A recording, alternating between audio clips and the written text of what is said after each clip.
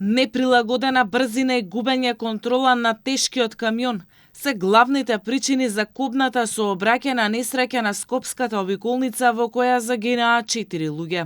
Според проценките на обвинителството, 76-годишниот возач на камионот не успеал да го контролира возилото, ја пробил металната ограда, преминал во спротивната лента и директно се судрил со автомобилот БМВ, кој се движел во својата насока. По силниот удар, двете возила се запалиле. Јавното обвинителство го гони возачот на камионот за тешко кривично дело против безбедноста на луѓето, бидејќи возачот е странски државјанин, а постои опасност да избега. Обвинителите побараа тој да оди во притвор.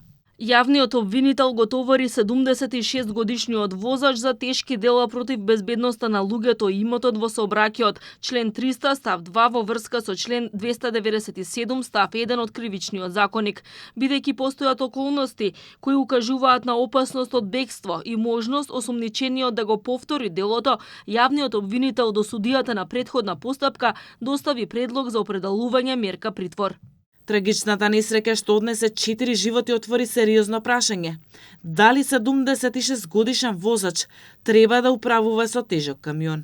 Докторите предупредуваат дека возраста и хроничните болести можат сериозно да влијаат врз способноста за управување со тешки возила.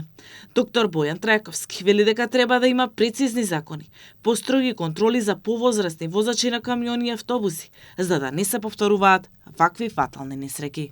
Мора да се воведе или да се размислува за еден тип на правилник или пак, ако ништо друго, некаков тип на ограничување кое што дали законски или пак со некаков тип на надополнување на постоечките закони ќе биде воведено. Прво, од аспект на тоа што да не ограничи нас како лекари да ние толкуваме што да направиме со тој пациент, односно со тој водач, заради тоа што нас не тежна работата, а воедно и да ги намали притисоците кои што ние во континуитет ги имаме, особено од луѓе кои што условно кажано директно го водат лебото таа професија, па како резултат на тоа законското решение современо ќе може да ги реши проблемите од наша страна, од друга страна ќе им даде до знаење и на професионалните водачи до каде можат, односно колку е нивната можност да се со цел да си планираат понатака што може да прават. Во Македонија нема граница на години до кога едно лице може да управува возило.